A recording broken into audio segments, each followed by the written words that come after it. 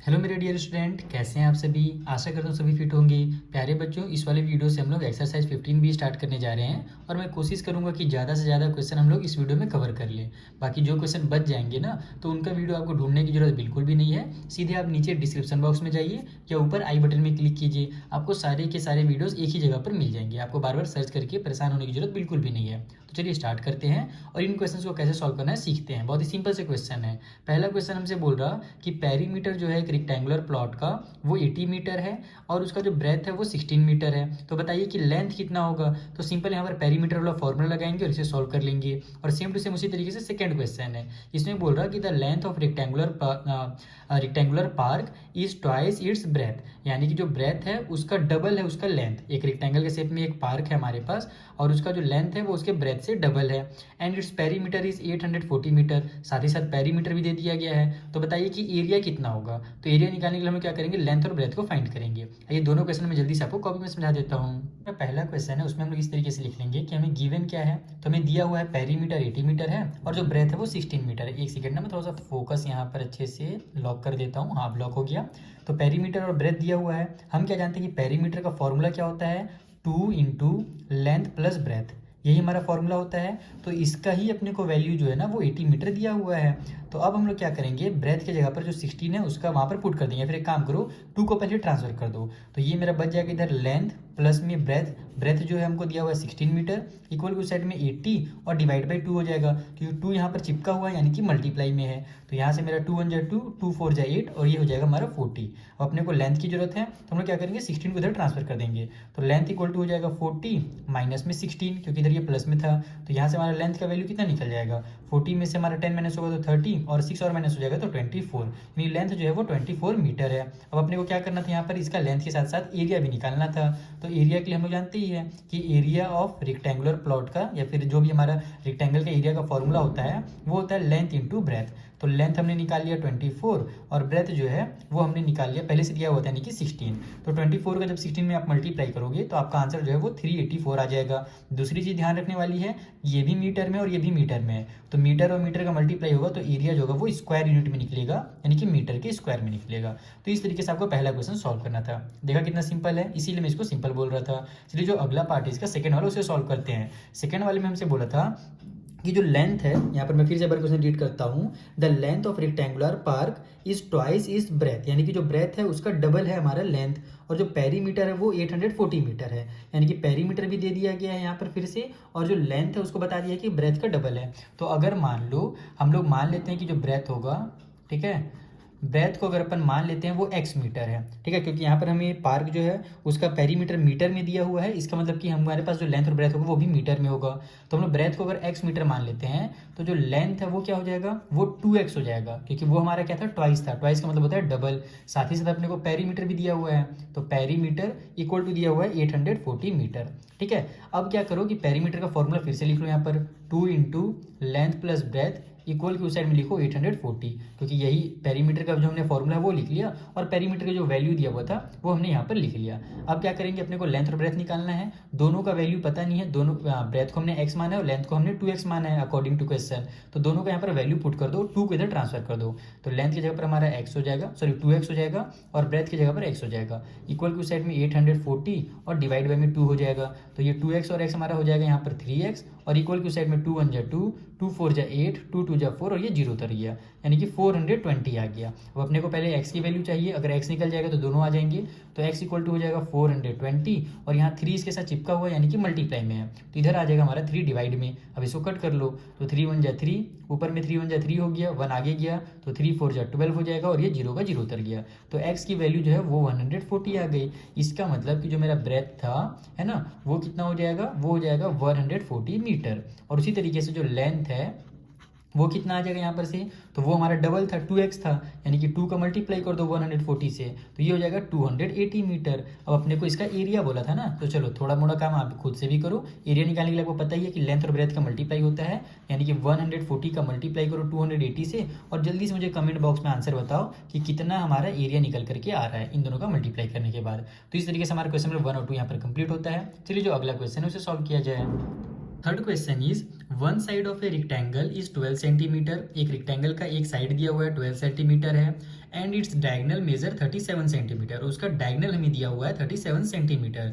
तो find the other side, तो आपको दूसरा वाला साइड पता करना है रेक्टेंगल का और एरिया कितना होगा। तो आपने अगर अपने दूसरा वाला ये साइड यहाँ पर पता कर लिया तो दोनों साइड का मल्टीप्लाई करेंगे तो एरिया निकल ही जाएगा। किसी को भी लेंथ किसी को भी ब्रेथ मान लो, ठीक है। मेन अपने को दूसरा वाला साइड पता करना है। आइए कैसे पता करते हैं मैं आपको कॉपी में समझा दूँ। यहाँ पर हमने एक रेक्टेंगल बना लिया है, मैं इसका कुछ नाम दे देता हूँ, जैसे ABCD इस तरीके से मैंने नाम दे दिया। अब अपने से क्या बोला था कि जो एक साइड है, तो मैंने ये वाला मान लो साइड ले लिया 12 सेंटीमीटर और एक डायगनल जो है वो हमने ले लिया 37 सेंटीमीटर, ठीक है। किसी भी साइड को आप मान सकते हो, जरूरी नहीं कि मैंने यहाँ पर 12 माना तो आप इसी को 12 मानो, आप इसको भी 12 ले सकते हो। ओके, हम लोग क्या करेंगे यहाँ पर मेन इसका एरिया फाइंड करने के लिए दूसरा वाला साइड पता करेंगे। अब हम लोग क्या जानते हैं कि ये जो हमारा रेक्टेंगल होता है उसमें जो एंगल बनते हैं ना कॉर्नर में, वो 90 डिग्री के एंगल बनते हैं। तो अगर ध्यान से देखें तो मेरा ABD जो है एक ट्रायंगल है जिसमें एक 90 डिग्री का एंगल बन रहा है, यानी कि ABD जो मेरा राइट एंगल का ट्रायंगल है। तो हम लोग क्या करेंगे यहाँ पर पाइथागोरस का थ्योरम लगाएंगे और इस वाले साइड की वैल्यू निकाल लेंगे। तो यहाँ पर आप लोग लिखो in right triangle RIGHT right triangle ABD। अब ABD में हम लोग क्या जानते हैं, यानी पाइथागोरस थ्योरम के अकॉर्डिंग क्या होता है, जो हाइपोटेन्यूज है, हाइपोटेन्यूज बोलते हैं इसको, है ना। इसको डायगोनल के नाम से भी दिया हुआ है, इसी को हाइपोटेन्यूज भी कहा जाता है, ठीक है, ट्रायंगल में अगर लिखा जाए तो हाइपोटेन्यूज का जो स्क्वायर होता है, यानी कि जो AD का स्क्वायर होगा वो इक्वल हो जाएगा हमारे बेस का स्क्वायर और प्लस में हाइट के स्क्वायर के। यानी कि बेस हमारे पास है AB, तो इसका स्क्वायर कर दो और प्लस में हाइट जो हमारा BD नाम है तो BD का स्क्वायर कर दो। यही हमारा पाइथागोरस का थ्योरम कहता है। ये आप लोग क्लास 7 से पढ़ते हुए आ रहे हो। ये मुझे ऐसा क्यों लग रहा है कि बार बार फोकस थोड़ा सा बिगड़ जा रहा है, आप लोगों को भी लग रहा है क्या, बताना तो मुझे कमेंट में, ताकि मैं इसकी अच्छी सी खातिरदारी करूँ इस कैमरे की। तो मैं क्या बता रहा था कि अपने को देखो AD दिया ही हुआ है, AB दिया हुआ, अपने को तो BD का वैल्यू चाहिए, तो हम लोग क्या करेंगे AB को इधर ट्रांसफर कर देंगे। तो ये हो जाएगा AD का स्क्वायर माइनस में AB का स्क्वायर इक्वल के उस साइड में BD का स्क्वायर, ठीक है। तो AD का स्क्वायर यानी कि 37 का स्क्वायर हो जाएगा माइनस में AB का स्क्वायर यानी कि 12 का स्क्वायर हो जाएगा इक्वल के उस साइड में BD का स्क्वायर। तो 37 का जो स्क्वायर होता है वो होता है 1369, ठीक है। आप लोग मल्टीप्लाई वगैरह करके निकाल लेना, मैं यहाँ पर वीडियो में अपना भी टाइम बचाऊंगा और आपका भी बचाऊंगा। 12 का स्क्वायर जो होता है 144 होता है इक्वल के उस साइड में BD का स्क्वायर आ जाएगा। इन दोनों का आप आपस में सेपरेट कर दो, 9 में से 4 माइनस हो तो 5, 6 में से 4 माइनस हुआ तो आ जाएगा हमारा 2, ये 3 में से 1 माइनस हुआ तो फिर से 2 और ये 1 का 1 उतर जाएगा, यानी कि 1225 इक्वल टू BD का स्क्वायर आ गया। अपने को तो स्क्वायर की वैल्यू नहीं चाहिए, अपने को तो BD की वैल्यू चाहिए, तो स्क्वायर को इधर ट्रांसफर करेंगे तो ये मेरा रूट में आ जाएगा 1225 इक्वल टू साइड में केवल BD बच जाएगा। अब जब आप इसको सॉल्व करोगे, चाहे आप किसी भी मेथड से करो, चाहे लॉन्ग डिवीजन मेथड से करो, चाहे फैक्टराइज वाला मेथड से करो, जिससे भी चाहो आप लोग सॉल्व करो, इसका जो वैल्यू निकल करके आएगा वो 35 निकल करके आएगा। जब आप लोग पेयर वगैरह बनाओगे ना, जैसे इस तरीके से इसको सॉल्व किया जाता है, आप क्लास 10 में पहुंच गए तो ये तो पता ही होगा। 1225 है तो ये 5 से डिवाइड हो रहा है तो 5 से करोगे, फिर हो सकता है कहीं पे 3 से डिवाइड हो, जैसे 5 और 2 मेरा 7 और 2 9 और 1 10 आ जा रहा है, यानी 3 से तो डिवाइड नहीं होगा, 5 से ही होना शुरू होगा। तो 5 से फिर 7 से आपका इस तरीके से ये डिवाइड होगा, तो टोटल मिलाकर के आपको जो है ना यहाँ पर जब इसको फैक्टराइज करोगे तो 35 बन जाएगा। तो जो BD की वैल्यू निकल जाएगी वो 35 निकल जाएगी। ये सब सेंटीमीटर में थे तो ये भी मेरा सेंटीमीटर में निकल जाएगा। भले देखो अब यहाँ पर ये छोटा दिख रहा है ना 35, यानी कि ये वाली लाइन हमारी छोटी दिख रही है, लेकिन चूंकि हमने पहले इसको 12 मान लिया था तो इसीलिए मैंने यहाँ पर 35 लिख लिया है। इसमें कंफ्यूज बिल्कुल ही मत होना कि सर 12 वाला बड़ा दिख रहा है 35 छोटा दिख रहा है, ये बस डायग्राम मैंने आपके समझने के लिए बनाया है, ठीक है। ये जरूरी नहीं कि ऐसे ही डायग्राम आप भी बनाओ, आप लोग इधर भी 12 ले सकते हो। तो BD का वैल्यू इतना निकल गया। अब आपको जब दूसरा वाला साइड पता चली गया तो आप लोग एरिया आसानी से निकाल सकते हो। एरिया के लिए हम लोग क्या करते हैं, area equal to length into breadth कर देते हैं। तो लेंथ मान लो ये हमारा 12 है और ब्रेथ जो हमारे पास है वो 35 है, तो 12 और 35 को जब मल्टीप्लाई करोगे तो आपका जो आंसर है वो 420 आ जाएगा, और दोनों सेंटीमीटर में है तो सेंटीमीटर का स्क्वायर लगाना बिल्कुल मत भूलना। इस तरीके से आपको ये क्वेश्चन सॉल्व करना था। मेन है दूसरा वाला साइड पता करना, एरिया एकदम तुरंत निकलने वाला है। चलिए जो अगला क्वेश्चन है उसे सॉल्व करते हैं। Fourth question is the area of a rectangular plot is 462 metre का स्क्वायर, यानी एरिया दिया हुआ है मेरे रेक्टेंगल का और जो लेंथ है वो दे दिया गया है 28 मीटर। फाइंड इट्स पेरीमीटर, उसका पेरीमीटर निकालना है। तो हमको पता है पेरीमीटर के लिए लेंथ और ब्रेथ दोनों का जरूरत पड़ता है, तो हम लोग क्या करेंगे एरिया वाला फॉर्मूला का यूज करके और लेंथ का यूज करके यहाँ से इसका ब्रेथ निकालेंगे। जब ब्रेथ पता चल जाएगा तो पेरीमीटर तुरंत निकल जाएगा। तो यहाँ पर हमने लिख लिया कि जो एरिया है वो 462 मीटर का स्क्वायर है, ठीक है। अब हम जानते हैं एरिया का फॉर्मूला क्या होता है, लेंथ इंटू ब्रेथ होता है किसी भी रेक्टेंगल में। तो लेंथ इंटू ब्रेथ का वैल्यू दिया हुआ है 462। अब लेंथ भी जो है हमें वो भी बता दिया गया है, कितना दिया हुआ था लेंथ, वो हमें दिया हुआ था 28 मीटर। सॉरी मीटर में दिया हुआ था। तो इसे हम लोग 28 लिखेंगे मल्टीप्लाई ब्रेथ इक्वल टू 462। अब यहाँ से ब्रेथ निकालना है तो हम लोग क्या करेंगे 28 को इधर ट्रांसफर कर देंगे, तो ब्रेथ इक्वल टू हो जाएगा 462 डिवाइड बाई में 28। अब इसको कट कर लो, पहले तो 2 से कट हो रहा है, 2 का टेबल में 14 टाइम पे मेरा 28 आ जाएगा, ऊपर 2 2 जा 4, 2 3 जा 6 और 2 1 जा 2 आ जाएगा, तो 231 आ गया। नीचे हमारे एक इवन नंबर ऊपर ऑड नंबर है, इसका तो पूरा पूरा तो कट होगा नहीं, तो हम लोग क्या करेंगे साइड में इसको यहाँ पर डिवाइड दे देता हूँ मैं, 231 को डिवाइड देता हूँ 14 से, तो 14 बन जाए मेरा 14 हो जाएगा, बच जाएगा यहाँ पर 9 और ये 1 उतर जाएगा। अब हम लोग जानते हैं कि 14 के टेबल में 91 तो नहीं आता है, लेकिन 14 6 मेरा 84 होता है, तो यहाँ पर 84 कर दो, यहाँ पर हमारा कितना बच जाएगा 6 और 1 7 बच जाएगा। अब हम लोग लगाते हैं डेसिमल और इसमें 0 बढ़ा देते हैं, तो 14 5 जा मेरा 70 हो जाएगा और ये पूरा पूरा खत्म हो गया। यानी कि जो ब्रेथ है वो हमारा कितना निकल गया यहाँ से 16.5 मीटर निकल गया। अब अपने को क्या करना है, ब्रेथ तो निकालना नहीं था, अपने को एरिया निकालना था, सॉरी पेरीमीटर निकालना था।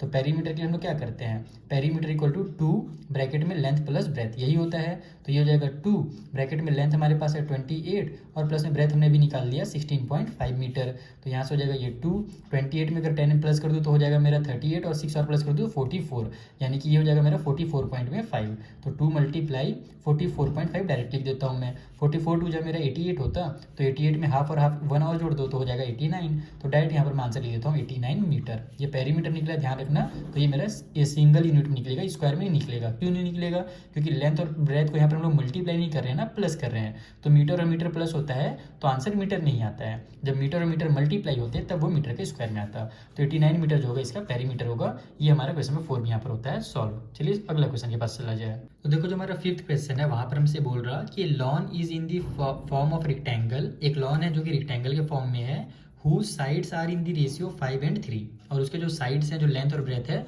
उसका अपने को रेशियो दे दिया गया है। And the area of lawn is 3375 metre का स्क्वायर, साथ ही साथ हमें एरिया भी बता दिया गया है।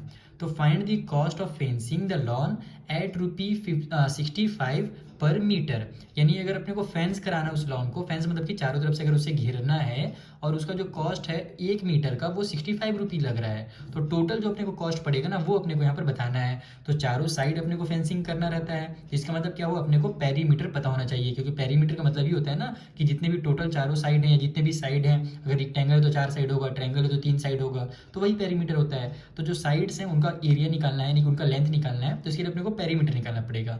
पेरीमीटर के लिए अपने को लेंथ और ब्रेथ का नंबर पता होना चाहिए जो कि यहाँ पर रेशियो में दिया है। तो पहले हम लोग लेंथ और ब्रेथ निकालेंगे, देन पेरीमीटर निकालेंगे और उसके बाद जल्दी से उसका 65 रुपये से मल्टीप्लाई करके जो टोटल कॉस्ट है वो पता कर लेंगे। देखो यहाँ पर सबसे पहले इस तरीके से लिख लो कि मान लेते हैं कि जो लेंथ और ब्रेथ है जिसका अपने को रेशियो दिया हुआ है वो हमारा 5x और 3x है, ठीक है। यहाँ पर जो रेशियो कभी भी ना उसको x वगैरह मान करके सॉल्व करना बहुत आसान हो जाता है। अब अपने को दूसरी चीज़ क्या दी हुई थी, एरिया दिया हुआ था, area is equal to 3375 metre का स्क्वायर। तो हम क्या जानते हैं, एरिया जो होता है वो लेंथ और ब्रेथ का ही मल्टीप्लाई करने से निकलता है। तो हम लोग क्या करेंगे, 5x multiply 3x equal to 3375 इस तरीके से लिख सकते हैं, क्योंकि एरिया हमारा लेंथ इंटू ब्रेथ करने से आता है। तो 5x और 3x हो जाएगा हमारा कितना, 5 3 जा 15 हो जाएगा, और x और x का मल्टीप्लाई होगा तो x का स्क्वायर आ जाएगा, इक्वल की उस साइड में 3375। अपने को तो x की वैल्यू चाहिए तो पहले 15 को ट्रांसफर करेंगे, तो x स्क्वायर इक्वल टू हो जाएगा हमारा 3375 डिवाइड बाई में 15, इसको कट कर लो, 5 3 जा 15 हो जाएगा, ऊपर हमारे पास 5 6 जा 30 हो गया, 3 बच जाएगा, वो आगे जाकर इसे 37 बना देगा, तो 5 7 जा 35। अब यहाँ 37 में से 35 कट हुआ, बचा 2, आगे जाकर के 25 बना देगा, तो 5 5 जा 25। अब इन दोनों को 3 से कट कर लो, 3 1 जा 3, 3 2 जा 6, फिर से 3 2 जा 6 हो जाएगा, 7 से 6 कट हुआ, बचा 1, वो आगे जाकर के 15 बना दिया, तो 3 5 जा 15। तो यहाँ से x का जो स्क्वायर है वो 225 निकल गया। अब हम जानते हैं कि 225 जो होता है वो 15 का स्क्वायर होता है, तो इसको आप ऐसे ट्रांसफर करके रूट में भी लिख सकते हो या फिर ऐसे भी लिख सकते हो। देखो x स्क्वायर इक्वल टू 15 का स्क्वायर, ऐसे शॉर्टकट में, तो स्क्वायर से स्क्वायर कैंसिल हो जाएगा, x का जो वैल्यू है वो मेरा 15 आ जाएगा, और ये मीटर में था तो ये भी मेरा मीटर में निकलेगा, ठीक है। तो x का वैल्यू 15 मीटर निकल गया है, तो हम लोग क्या करेंगे, यहाँ पर 5x और 3x का वैल्यू निकालेंगे। तो यहाँ पर आप लोग लिखो लेंथ, ठीक है, लेंथ जो हमारे पास 5x था इसका मतलब 5 मल्टीप्लाई 15 हो जाएगा, क्योंकि x है इसका मतलब, देखो ये 5x का मतलब है कि 5 का x से मल्टीप्लाई हो रहा है, ध्यान रखना। तो 15 5 जो हो जाएगा मेरा 75 मीटर। उसी तरीके से जो ब्रेथ है वो हमारा हो जाएगा 3 मल्टीप्लाई 15, क्योंकि वो 3x था, तो 15 3 जो हो जाएगा मेरा 45 मीटर। ये मेरा लेंथ और ब्रेथ निकल गया। अब हम लोग क्या करेंगे, पहले तो पेरीमीटर निकालेंगे, क्योंकि हमको पता है कि अगर चारों साइड में फेंसिंग करना है तो चारों साइड का मतलब है उसका टोटल ये लेंथ, और इसको अपन पेरीमीटर के नाम से जानते हैं। तो पेरीमीटर के लिए हमारा फॉर्मूला वही जो है 2 इंटू लेंथ प्लस ब्रेथ, ये वाला फॉर्मूला लग जाएगा। तो ये हो जाएगा 2, लेंथ हमारे पास 75 हमने ले लिया, ब्रेथ जो है वो हमने 45 ले लिया। तो ये हो जाएगा 75 और 45 कितना हो जाएगा, 120 हो जाएगा, क्योंकि 70 और 40 हो जाएगा 110 और 5 5 10 हो गया, यानी 120। 120 का 2 से मल्टीप्लाई हो जाएगा तो 240 आ जाएगा, यानी 240 मीटर जो है वो टोटल लेंथ है फेंसिंग के लिए। अब अपने को जो कॉस्ट दिया हुआ था वो दिया हुआ था 65 रुपी पर मीटर, है ना, 1 मीटर का 65 रुपये दिया हुआ था। तो टोटल जो कॉस्ट होगा वो कितना हो जाएगा, तो देखो 1 का अपने को दिया हुआ, इसको बोलते हैं पर मीटर। पर मीटर यानी कि 1 मीटर को भी इसी तरीके से लिखा जाता है शॉर्टकट में, बाकी आप लोग ऐसे लिख सकते हो cost for 1 metre equal to 65 rupee, ऐसे भी लिख सकते हो, ठीक है। तो जो टोटल कॉस्ट होगा वो कितना हो जाएगा, 1 का दिया हुआ है, 240 का जानना है, तो 240 में मल्टीप्लाई कर दो 65 का। चलो मल्टीप्लाई करके जल्दी से मुझे आंसर बताओ कि टोटल जो कॉस्ट निकल रहा है ना उसको फेंसिंग करने का वो कितना निकल रहा है। आई होप आपको बहुत अच्छे समझ में आ गया होगा। कुछ भी डाउट हो इंस्टाग्राम टेलीग्राम का लिंक मैंने दे दिया डिस्क्रिप्शन बॉक्स में, वहाँ पर आकर के आप अपने डाउट हमसे पूछ सकते हैं। चलिए अगला क्वेश्चन सॉल्व किया जाए। तो जो क्वेश्चन नंबर 6 है वहाँ पर हमसे बोल रहा है कि एक रूम है जो जिसका लेंथ हमारे पास 16 मीटर है और उसका जो ब्रॉड है, ब्रॉड मतलब कि उसकी जो चौड़ाई है वो 13.5 मीटर है। Find the cost of covering it's floor, यानी कि उसका जो फ्लोर है, जमीन जो है उसको अपन को कवर करना है ये कारपेट से, जिसका जो विड्थ है ना वो दिया हुआ है 75 मीटर, यानी कि कारपेट का अपने को चौड़ाई दे दिया गया 75 मीटर और अपने से बोल रहा है कि जो कॉस्ट पड़ेगा कारपेट का वो 60 रुपये पर मीटर पड़ेगा। तो बताइए कितना टोटल वहाँ पर कॉस्ट लगेगा, 1 मीटर का इतना हमको दिया हुआ है। तो अब ये 75 मीटर से इसका मल्टीप्लाई करें क्या, ऐसा बिल्कुल नहीं है, इसका एक छोटा सा कॉन्सेप्ट है, आइए मैं आपको डायग्राम के थ्रू समझाता हूँ कि इसे कैसे सॉल्व करना है।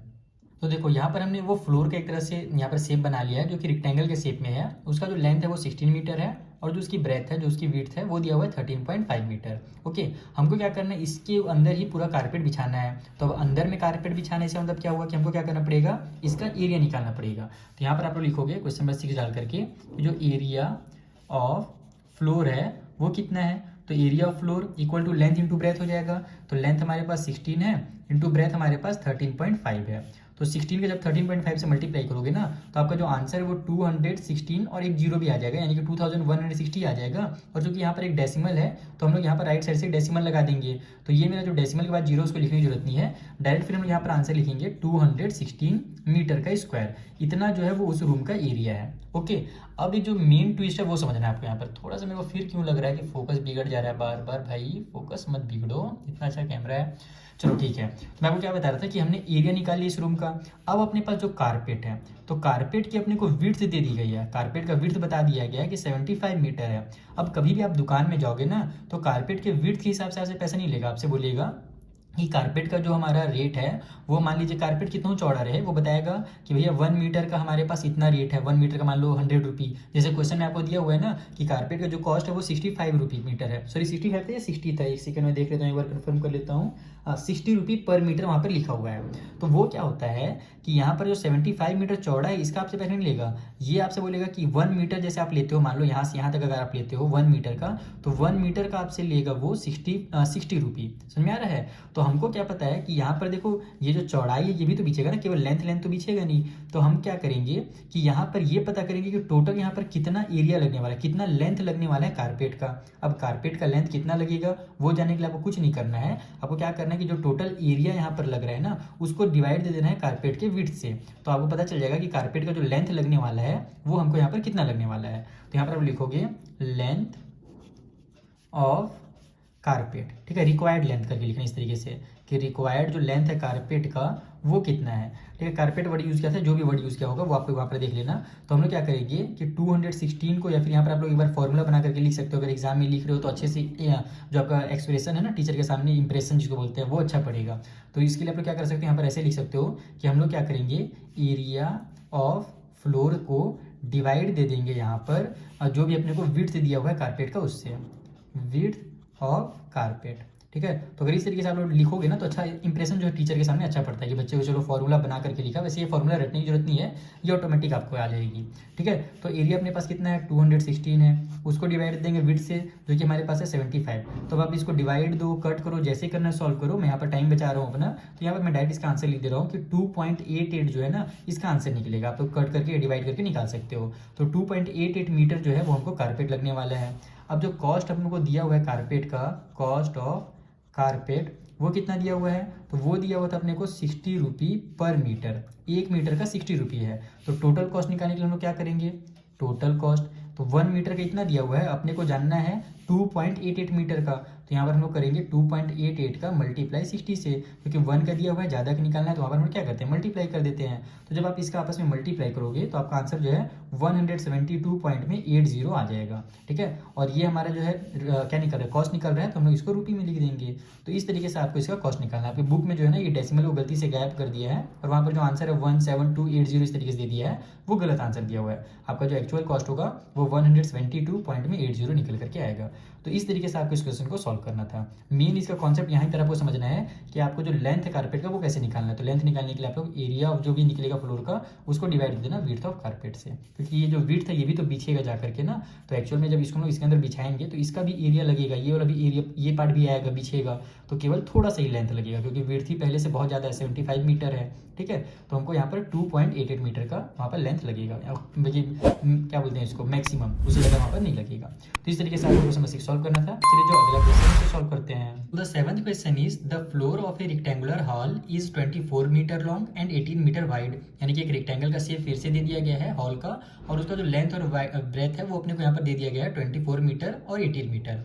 अब हमसे बोल रहा है कि how many carpets each of length 2.5 metre and breadth 80 centimetre, यानी कि हमको कारपेट कितने लगेंगे जिसका लेंथ इतना और इतना ब्रेथ है, will be required to cover the floor of the hall, यानी कि जो हॉल है ना पूरा लंबा चौड़ा जिसका लेंथ और ब्रेथ दिया हुआ है, तो उसमें छोटे छोटे कारपेट अपने को बिछाने हैं, और उस कारपेट का अपने को लेंथ और ब्रेथ यहाँ पर दे दिया गया है। बस यहाँ पर ध्यान रखना कि 80 जो है वो मीटर में नहीं दिया है, सेंटीमीटर में दिया है, बाकी चीज़ें मीटर में है, तो हम लोग इसको भी क्या करेंगे, मीटर में कन्वर्ट कर लेंगे। ओके, अब अपने को क्या बोल रहा है कि टोटल वहाँ पर कितने कारपेट्स लगेंगे ये बताइए। तो इसका एकदम सिंपल सा कॉन्सेप्ट है, वो कॉन्सेप्ट हमेशा पे काम आएगा। आइए मैं आपको कॉपी में समझाता हूँ क्या है वो कॉन्सेप्ट। देखो, अगर कभी भी आपके पास कुछ इस टाइप से क्वेश्चन आए कि हमारे पास एक कोई भी फिगर दिया हुआ है, चाहे वो रेक्टेंगल हो, चाहे स्क्वायर हो, चाहे ट्रायंगल हो, कुछ भी हो, और उसके अंदर छोटे छोटे अपने को बॉक्सेस या कुछ भी चीज़ें फिट करनी है, तो कितने फिट होंगे ये अगर आपसे क्वेश्चन पूछ रहा है तो आप कुछ मत करो, ये कंप्लीट का एरिया निकाल दो बड़े वाले का, और ये छोटे छोटे जो भी चीज़ें कारपेट है या जो भी चीज़ अपने को दिया हुआ है उसका एरिया निकालो, और दोनों को आपस में डिवाइड दे दो, तो आपको पता चल जाएगा कि टोटल वहाँ पर वो छोटी छोटी जो चीज़ें हैं या फिर कारपेट है वो वहाँ पर कितनी लगेंगी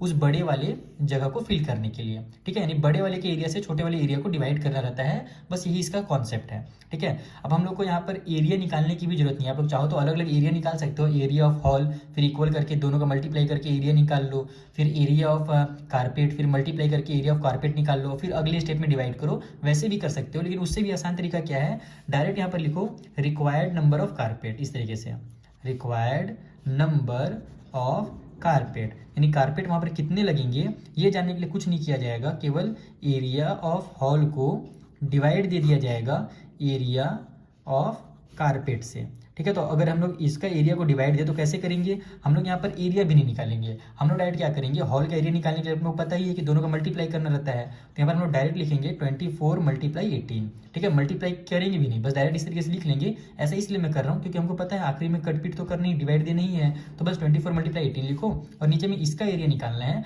तो यहाँ पर ध्यान दो कि 2.5 जो है वो तो दिया हुआ है अपने को, है ना, मीटर में, लेकिन 80 सेंटीमीटर जो है वो सेंटीमीटर में है, तो इसको मीटर में कन्वर्ट करने के लिए क्या करना पड़ेगा, 80 को डिवाइड देना पड़ेगा 100 से। अगर हम डिवाइड देंगे तो ये हमारे मीटर में कन्वर्ट हो जाएगा, क्योंकि हम लोग जानते हैं 1 मीटर में 100 सेंटीमीटर होते हैं, इसीलिए इसको 100 से डिवाइड दिया जाता है। तो 0 से 0 कैंसिल हो जाएगा। अब नीचे हमारा 10 आ गया, ऊपर 8 आ गया, तो कुछ नहीं करना है, 8 को उतार देना है, नीचे देखना है कि एक 0 है तो राइट साइड से एक डिजिट के बाद डेसिमल लगा देना है, यानी कि 0.8 इसका आंसर हो जाएगा शॉर्टकट में, और 0.8 को हम लोग 0.8 लिख सकते हैं। तो 80 centimetre is equal to 0.8 metre. अब हमने क्या किया, इसको भी मीटर में कन्वर्ट कर लिया। अब एरिया ऑफ हॉल को हम लोग डिवाइड दे रहे हैं एरिया ऑफ कारपेट से। अब दिक्कत ये आ रहा है हमारे सामने कि ये चीज़ें डेसिमल में है, तो इसको डेसिमल से हटाने के लिए क्या करना पड़ेगा, नीचे इसका भी 10 से मल्टीप्लाई करना पड़ेगा और इसका भी 10 से मल्टीप्लाई करना पड़ेगा, यानी अगर मैं नीचे 100 से मल्टीप्लाई कर दूं तो मेरा ये डेसिमल हट जाएगा। तो रूल ये कहता है कि अगर आप नीचे 100 से मल्टीप्लाई कर रहे हो, ठीक है, इसको तो बड़ा बना देता हूँ, तो ऊपर भी आपको 100 से मल्टीप्लाई करना पड़ेगा। तो नीचे और ऊपर आप इस तरीके से 100 लिख दो, उससे फ़ायदा ये होगा कि ये हो जाएगा आपका 24 मल्टीप्लाई 18 मल्टीप्लाई 100, और नीचे में आपका ये बन जाएगा 25 और मल्टीप्लाई में 8 हो जाएगा, इस तरीके से, क्योंकि हमारा डेसिमल यहाँ पर एक डिजिट बाहर निकल जाएगा, 10 से मल्टीप्लाई होकर के तो 25 बन जाएगा, और यहाँ भी हमारा डेसिमल 1 डिजिट के बाद निकल जाएगा तो 8 बन जाएगा ये पूरा का पूरा। अब इसको आप लोग कट कर लो, तो 25 बन जाए 25, 25 4 जा 100, 8 1 जा 8, 8 3 जा 24। अब इन सभी का आपस में आप मल्टीप्लाई कर दो, तो ये हो जाएगा हमारा 4 3 जा कितना हो जाता है 12, और 12 को मल्टीप्लाई करना है 18 से, तो 18 10 जा हमारा होता है 180, और 18 2 जा होता है 36। तो 180 में 36 अगर मैं ऐड कर देता हूँ तो मेरा कितना आ जाएगा, 8 और 3 11 का 1 कैरी हो गया 1, 216 आ जाएगा। यानी कि वहाँ पर टोटल 216 कारपेट्स लगेंगे। तो एक तो ये तरीका हो गया। दूसरा तरीका आप लोग क्या कर सकते हो कि पहले इसका मल्टीप्लाई करके एरिया निकाल लो, फिर इसका मल्टीप्लाई करके एरिया निकाल लो। तो जब आप इन दोनों का मल्टीप्लाई करके एरिया निकाल लोगे ना, डेसिमल डेसिमल का मल्टीप्लाई करोगे तो वहाँ भी थोड़ा सा आपको दिक्कत होगा ही डेसिमल का मल्टीप्लाई करने में। बाकी मल्टीप्लाई करो फिर डिवाइड करो, इससे अच्छा है कि एक ही बार में कट पिट कर दो, आपका काम एक ही बार में खत्म हो जाएगा। ये शॉर्टकट तरीका मुझे बहुत पसंद है, टाइम बचाता है। तो इस तरीके से आपका क्वेश्चन नंबर 7 भी सॉल्व करना था। अब आपको अच्छे से समझ में आ गया होगा। चलिए जो अगला क्वेश्चन है उसे सॉल्व करते हैं। तो देखो जो हमारा 8th क्वेश्चन है एकदम सिमिलर है 7 की तरह ही, बस यहाँ पर जो वर्ड्स है उनको चेंज कर दिया है और नंबर चेंज कर दिया है। मेथड हमारा सेम लगेगा, क्यों लगेगा वो समझ लो। यहाँ पर बोल रहा है कि 36 metre long and 15 metre broad verandah is to be paved with stone. यानी कि एक बरामदा है हमारे पास, बरामदा बोलते हैं आंगन को, जिसका लेंथ और ब्रेथ दिया हुआ है। अब इसमें हमको क्या लगाने, स्टोन्स लगाने हैं। पहले के घर में ना बड़े बड़े स्टोन लगे रहते थे आंगन में। स्टोन जो थे वो चौकोर चौकोर शेप में आते थे, जैसे भी अलग अलग शेप में आते थे।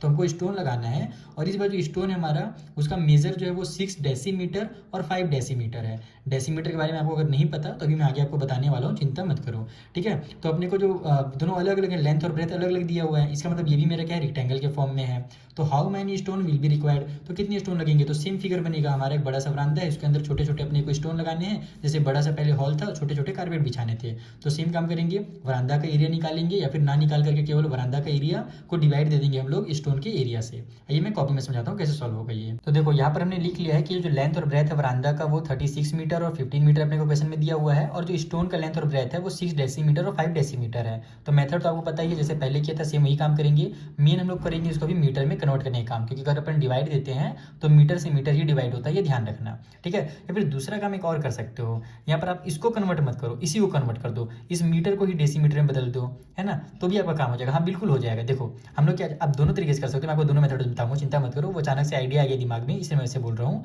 हम लोग क्या जानते हैं कि 10 या फिर क्या बोलते हैं यार, 1 मीटर में 10 डेसीमीटर होता है, ये ध्यान रखना। 10 डेसीमीटर इक्वल टू 1 मीटर। या फिर ये भी कर सकते हो आप लोग कि 1 डेसीमीटर जो होता है ना वो इक्वल होता है 10 सेंटीमीटर के। 10 सेंटीमीटर को मिला करके 1 डेसीमीटर बनता है। जैसे कि अगर आपको अपना स्केल दिखाऊं तो ये देखो, मेरा यहाँ से 0 से लेकर के ये 10 तक जो आएगा ना, इतना लेंथ, इसी को डेसीमीटर बोला जाता है। ओके, तो मैं आपको ये बता रहा था कि आप क्या करो, इसी को डेसीमीटर में कन्वर्ट कर दो, तो वो आसान हो जाएगा। क्योंकि हम लोग जानते हैं कि बड़े वाले यूनिट को छोटे में अगर कन्वर्ट करना है तो केवल मल्टीप्लाई करना पड़ता है, और अगर छोटे यूनिट को बड़े में कन्वर्ट करना है तो वहाँ पर डिवाइड करना पड़ता है। तो हम लोग क्या करेंगे, इसका मल्टीप्लाई कर देंगे। अब हम लोग पहले तो यहाँ पर लिखेंगे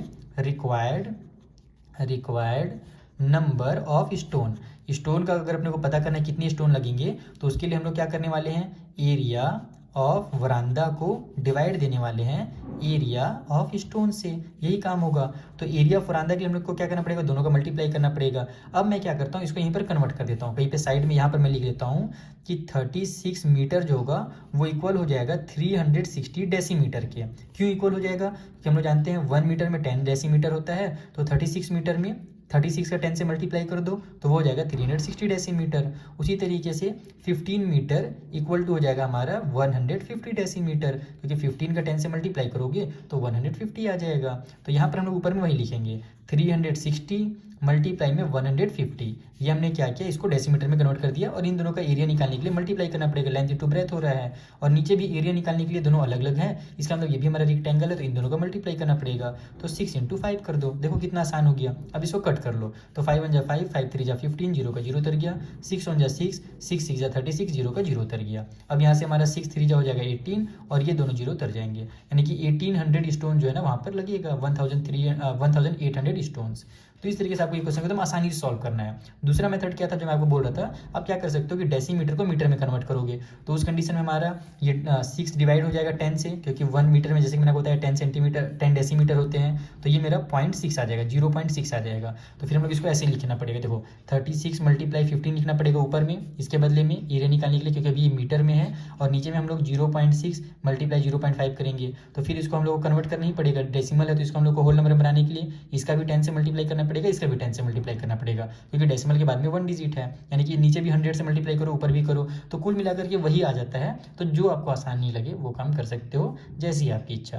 चलिए क्वेश्चन नंबर 8 हो गया। अब वीडियो थोड़ा लेंथी हो रहा है तो एक काम करते हैं, क्वेश्चन नंबर 9 हम लोग जो है ना इस वाले वीडियो में कर लेते हैं कंप्लीट, और उसके बाद के जो क्वेश्चन रहेंगे क्वेश्चन नंबर 10 और उससे आगे क्वेश्चन वो हम लोग अगले वीडियो में करेंगे। चलिए क्वेश्चन नंबर 9 सॉल्व करते हैं। तो देखो जो क्वेश्चन नंबर 9 है वो थोड़ा हट के क्वेश्चन है, ये अच्छा लगा मुझे, थोड़ा सा एक्स्ट्रा टाइप से क्वेश्चन आ रहा है। इसमें बोल रहा है कि the area of a rectangle is 192 centimetre का स्क्वायर, यानी एरिया जो रेक्टेंगल का वो इतना दिया हुआ है, और पेरीमीटर जो है 56 सेंटीमीटर है। तो फाइंड कीजिए dimension of the rectangle. Dimensions मतलब उसके जो लेंथ और ब्रेथ है वो अपने को फाइंड करने हैं, हमको एरिया और पेरीमीटर दिया हुआ है, तो इसका यूज करके हम लोग फाइंड करेंगे। आइए कॉपी में सीखते हैं कैसे करना है। देखो यहाँ पर हमने लिख लिया कि जो एरिया है 192 है ना, और हमारा जो पेरीमीटर है वो 56 है। अब आप क्या करो कि इन दोनों में से किसी भी एक का यूज करो, यानी कि आप या तो एरिया का यूज कर सकते हो या तो पेरीमीटर का यूज कर सकते हो, और वहां से लेंथ और ब्रेथ का कोई एक इक्वेशन निकालो। जैसे मान लो मैं पेरीमीटर यूज करता हूँ, हम लोग पेरीमीटर क्या जानते हैं, पेरीमीटर क्या होता है 2 इंटू लेंथ प्लस ब्रेथ होता है, इक्वल टू से हमारे पास 56 दिया हुआ है। अब हम लोग क्या करेंगे 2 इधर ट्रांसफर करेंगे तो 2 इधर जाकर के डिवाइड में हो जाएगा, और ये मेरा लेंथ प्लस में ब्रेथ इक्वल टू आ जाएगा 56 को 2 से डिवाइड देंगे तो हमारा आ जाएगा 28। मैं यहाँ पर डायरेक्ट कट कर देता हूँ, 2 को मैं इधर ट्रांसफर करूँगा तो मैंने दिमाग में ही रख लिया कि डिवाइड में हो जाएगा, और डिवाइड करूँगा तो 28 आ जाएगा। अब मैं क्या करता हूँ यहाँ से लेंथ की वैल्यू निकालता हूँ, तो ब्रेथ को इधर ट्रांसफर करूँगा तो लेंथ इक्वल टू हो जाएगा 28 माइनस में बी, है ना, यानी कि माइनस में ब्रेथ, क्योंकि इधर ये प्लस में था, तो ये हमारा एक इक्वेशन बन जाएगा। अब आपको क्या करना है कि जो मेरा एरिया वाला है ना, एरिया का वैल्यू, इसमें आपको इस लेंथ का वैल्यू को पुट करना है। हम लोग क्या जानते हैं कि एरिया जो होता है वो क्या होता है, तो एरिया हमको जो दिया हुआ है 192, इसका मतलब कि अपने को लेंथ इंटू ब्रेथ का वैल्यू ही दिया हुआ है 192। Is that clear? तो हम लोग क्या करेंगे, लेंथ की जगह पर लेंथ का जो वैल्यू है वो लिख देंगे, यानी कि 28 माइनस में बी लिख देंगे, और इसके मल्टीप्लाई की जगह जो बी है यानी कि जो ब्रेथ है उसके जगह पर ब्रेथ रहने देंगे। बस लेंथ का जो हमने वैल्यू निकाला था, इक्वेशन जो बनाया था, उसका हम लोग यहाँ पर वैल्यू पुट किए हैं और कुछ नहीं किए हैं। इक्वल टू साइड में 192 है। अब क्या करो कि इसका मल्टीप्लाई कर दो, तो b का इससे मल्टीप्लाई होगा तो 28b आ जाएगा, फिर माइनस की साइन के साथ यहाँ पर हमारा b का b से मल्टीप्लाई होगा तो b का स्क्वायर हो जाएगा, इक्वल टू साइड में 192 आ जाएगा। अब यहाँ पर क्या करो, आप इसको एक इक्वेशन बनाओ। इक्वेशन याद आ रहा है ना, क्लास 8 में आपने सॉल्व किया, उस टाइप से इक्वेशन बनाओ, और पहले भी आपने जो मेरे हिसाब से एक्सरसाइज 4 वगैरह में जहाँ पर इक्वेशन सॉल्व किया था वैसे इक्वेशन बनकर ये सॉल्व हो जाएगा। ठीक है, अब कैसे करना है, तो यहाँ पर हमारा माइनस की साइन आ गई है, तो सबसे पहले हम लोग क्या करते हैं, इसको इधर ट्रांसफर कर देते हैं, यानी कि सभी नंबर को हम लोग इधर ले जाते हैं ताकि हमारा माइनस जो वो प्लस में कन्वर्ट हो जाए, और इक्वल की साइड में हमारे पास कुछ नहीं बचेगा तो जीरो बच जाएगा। इक्वल की साइड में पहले से हमारे पास 192 है, ये माइनस वाला भी इधर आकर के प्लस का बी स्क्वायर हो जाएगा, ये 28 जो इधर प्लस में था इधर आकर के माइनस का 28 बी बन जाएगा। तो हम लोग अब इसको एकदम अच्छे से लिखना चाहें इक्वेशन को, तो हम लोग क्या लिख सकते हैं, बी का स्क्वायर माइनस में 28b, और ये जो है प्लस में 192, इक्वल की साइड में जीरो। हमने क्या किया, पूरा को उठा करके इधर ले आया और जीरो को उठा करके इधर ले गए, तो पूरा पूरा अगर ट्रांसफर करोगे तो कोई भी साइन चेंज करने की जरूरत नहीं है। दूसरा चीज़ हमने ये किया कि b वाले को पहले लिखा है ना, b के स्क्वायर को, फिर b का वैल्यू लिखा, और फिर लास्ट में हमारा जो ये नंबर था इसको उतार दिया। यही हमारा जो क्या बोलते हैं उसको, अरे कौन सा फॉर्म बोलते हैं, ध्यान से उतर जा रहा है, चैप्टर नंबर 4 मैंने आपको पढ़ाया था, इक्वेशन का जो फॉर्म होता है ना, हमने वो वाले फॉर्म में यहाँ पर इसको उतार दिया है। ठीक है, अब हम लोग क्या जानते हैं, इसको सॉल्व करने के दो तरीके होते हैं। एक तो हमारा फॉर्मूला होता है वो रूट वाला फॉर्मूला, जिसे मैं हर बार भूल जाता हूँ, इसलिए मैं कभी इसको याद नहीं करता हूँ। दूसरा मेथड क्या होता है कि बीच वाले नंबर को कुछ इस तरीके से हमको फैक्टराइज करना, इस तरीके से तोड़ना है कि प्लस माइनस करने पर इतना ही है, यानी कि 28 ही आना चाहिए, लेकिन मल्टीप्लाई करें तो 192 आ जाए। तो इसके लिए क्या किया जाता है, देखो इस तरीके से किया जाता है, यहाँ पर 192 को आप लोग क्या करो, फैक्टराइज कर लो। जैसे 2 से हो रहा है, 2 का टेबल में 9 टाइम पे 18 आ जाएगा, फिर 2 6 12 हो जाएगा, फिर 2 का टेबल में हमारा 4 टाइम पे और 8 टाइम पे ये हो जाएगा, फिर 2 का टेबल में 2 2 4, 2 4 8, फिर 2 का टेबल में हमारा कितना आ जाएगा 12 टाइम पे आ जाएगा, फिर 2 से 2 6 आ जाएगा, फिर 2 3 आ जाएगा, लास्ट में 3 1 3 आ जाएगा। अब इसको आप लोग जोड़ जोड़ करके पता करो कि अगर हम लोग इसको आपस में सॉल्व करें तो हमारा 28 आना चाहिए प्लस माइनस करने के बाद, और मल्टीप्लाई पूरा का करेंगे तो 192 तो आएगा, क्योंकि हम ये जो हमारे फैक्टर्स हैं वो 192 के ही हैं। तो जैसे मान लो मैं 2 + 2 कर देता हूँ तो मेरा कितना हो जाएगा, यहाँ पर 4 और 2 6 हो जाएगा, फिर 6 में अगर मैं यहाँ पर 2 प्लस कर दूँ तो मेरा हो जाएगा कितना, 6 और 2 हो जाएगा मेरा 8, और इधर से मेरा 3 और 2 हो जाएगा 5 और 2 7। नहीं प्लस मत करो, यहाँ पर मल्टीप्लाई करने की कोशिश करो, पेयर बनाओ इस तरीके से, 2 टू जा 4, 4 टू जा मेरा 8 हो गया, 8 टू जा मेरा 16 हो गया। अगर मैं इसको 16 ले लेता हूँ तो इधर से कितना आ जाएगा मेरा 3 टू जा 6, 6 टू जा 12 आ जाएगा। अब 16 और 12 को अगर मैं मल्टीप्लाई करूँ तो 16 10 जा मेरा कितना हो जाएगा, 16 10 जा 160 होता है, और 2 टाइम और टेबल पढ़ूंगा तो 32 आ जाएगा। तो मेरा 192 आ गया, यानी कि मुझे 16 और 12 का यूज़ करना है। ये मैंने कैसे पता किया, तो मैंने जो फैक्टराइज किए थे नंबर उसका आपस में मल्टीप्लाई करके पेयर बनाने की कोशिश की, और जब पेयर बन गया तो कई बार एक बार में नहीं आता है, 2-3 बार आपको ट्राई भी करना पड़ता है, ट्रायल और एरर मेथड से आपको इसको सॉल्व करना पड़ता है। वो सब मैंने आपको पहले वाले चैप्टर में सिखाया था। और कई बार हम लोग दिमाग से ही सॉल्व कर लेते हैं, जहाँ पर हमारा नॉर्मल टेबल रहता है ना, तो हम लोग दिमाग लगा के सॉल्व कर लेते हैं कि 8 3 जा 24 होता है, इस टाइप से जो भी नंबर छोटे नंबर आते हैं तब उस कंडीशन में। तो हम लोग क्या करेंगे, इस 28 को 16 और 12 में कन्वर्ट करेंगे। देखो कुछ इस तरीके से, यहीं पर मैं सॉल्व करता हूँ, पेज बचेगा हमारा, ये हो जाएगा b का स्क्वायर। अब यहाँ पर अपने को माइनस का 28 भी लाना है, तो हम लोग क्या करेंगे, इसको -16b और -12b लिखेंगे, क्योंकि माइनस और माइनस हमारा प्लस भी हो जाएगा, 28 भी आ जाएगा, साथ ही साथ बड़े नंबर में माइनस की साइन है तो माइनस की साइन भी उतर जाएगी, और प्लस में जो हमारा 192 है ये तो रहेगा ही, इक्वल के उस साइड में हमारा 0 हो जाएगा। ओके, अब क्या करो, यहाँ से आप लोग दो का पेयर बना दो, यानी b स्क्वायर और -16b का पेयर बनाओ, और -12b और 92 का पेयर बनाओ, यहाँ से कॉमन ले लो। जैसे इन दोनों में कॉमन क्या मिल रहा है, b मिल रहा है, तो यहाँ से मैं b कॉमन ले लेता हूँ, है ना। बच क्या जाएगा हमारे पास, तो b -16 बच जाएगा ब्रैकेट के अंदर, क्योंकि यहाँ से b बाहर निकल गया तो एक b बच जाएगा, और यहाँ से हमने 16 को पहले रखा है, बस ये b जो है बाहर निकल जाएगा। अब इधर से हमारे पास कॉमन क्या मिल रहा है, तो पहले तो माइनस की साइन है तो माइनस की साइन को बाहर निकाल लो, उसके बाद दोनों जो है 12 के टेबल में आते हैं, तो 12 को बाहर निकालेंगे तो यहाँ पे b माइनस में 16 बच जाएगा, क्योंकि 12 का b से मल्टीप्लाई हुआ तो -12 भी आ जाएगा, और साथ ही साथ मेरा 12 और ये क्या बोलते हैं माइनस और माइनस मेरा प्लस हो जाएगा, और 12 का 16 से टेबल जब हम लोग मल्टीप्लाई करेंगे तो 192 आएगा, जैसे कि हमने देखा 16 × 12 भी हमारा 192 होता है। ठीक है, तो ये वाला चीज़ जो है ना वो ऑटोमेटिक बन जाता है। अगर आपने इधर वाला सॉल्व कर लिया तो ये आपको समझ में आ ही जाएगा कि इतना ही आएगा, दोनों सेम ही आते हैं हमेशा। तो हमारे यहाँ से जो इक्वेशन बन गया b -16 यहाँ भी है, b -16 यहाँ भी है, तो b -16 को कॉमन ले लो, और ये जो b -12 है ये बच जाएगा, ये वाला b और ये माइनस का 12।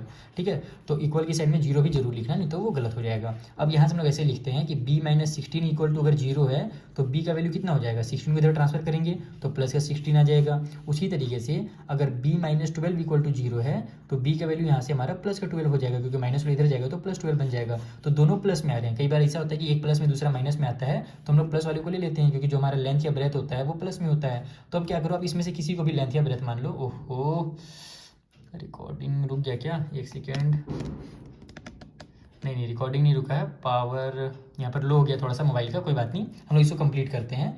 तो क्या बता रहा था मैं आपको, किसी को भी लेंथ और ब्रेथ मान लो, जैसे हमने b मान लो 16 को ले लेते हैं। ठीक है, अब हम लोग क्या करेंगे, ये जो हमारा इक्वेशन नंबर 1 था ना, इसमें हम लोग लेंथ की यानी कि b का वैल्यू पुट कर देंगे, तो लेंथ इक्वल टू हो जाएगा 28 माइनस में 16। तो यहाँ से हमारा जो लेंथ है वो कितना निकल जाएगा, 8 में से हमारा 6 माइनस हुआ तो 2 आ गया, और 2 में से 1 माइनस हुआ तो 1 आ गया, तो लेंथ जो है वो 12 निकल गया, और ब्रेथ जो हमने 16 ले लिया। तो एक्चुअल में कभी भी ना हमको जो लेंथ है वो नॉर्मली, जैसे आप बुक में आंसर देखोगे तो लेंथ देखना आपको 16 दिया हुआ होगा, और ब्रेथ जो है वो 12 दिया हुआ होगा। ऐसा इसलिए होता है क्योंकि लेंथ को हम लोग एक्चुअल में कभी भी देखते हैं ना, तो कि मान लो इस तरीके से अगर रेक्टेंगल है तो लेंथ हमेशा हमारा क्या होता है, लंबा होता है, और जो ब्रेथ होता है वो छोटा होता है, इसलिए बड़े वाले नंबर को लेंथ लिया जाता है, छोटे वाले नंबर को हमारा जो विड्थ है या ब्रेथ है वो लिया जाता है। तो आप लोग क्या करोगे कि अगर आपको बुक वाला आंसर लाना है तो यहाँ पर आप लोग ना ये वाले को ब्रेथ मान लेना, 12 को ब्रेथ मान लेना, तो लेंथ हमारा ऑटोमेटिक 16 आ जाएगा। देखो लेंथ इक्वल टू 28 माइनस में 12 हो जाएगा, तो 28 में से 12 माइनस करो तो 16 आ जाएगा, तो बुक वाला आंसर आ जाएगा। तो वहाँ पर आप लिख देना कि length equal to 16 metre and breadth equal to हमारा 12 मीटर। वैसे एक्चुअल में सेंटीमीटर में है तो सेंटीमीटर आ जाएगा। अब मेरा थोड़ा सा गलत भी इसलिए हो रहा है, उल्टा सीधा इसलिए मैं बोल रहा हूँ क्योंकि बैटरी भी एकदम लो हो गई है मोबाइल की, और मैं भी थोड़ा सा थक गया हूँ। चलिए मिलते हैं हम लोग नेक्स्ट वाली वीडियो में, जहाँ पर जो आगे क्वेश्चन है बच्चों उनको मैं आपको इसी तरीके से सिंपल मेथड में सॉल्व करना सिखा दूंगा। ठीक है, और अगर कोई भी डाउट हो तो इंस्टाग्राम और टेलीग्राम के द्वार खुले हुए हैं आपके लिए, वहाँ आइए और अपने डाउट्स हमसे पूछ सकते हैं। Thank you for watching.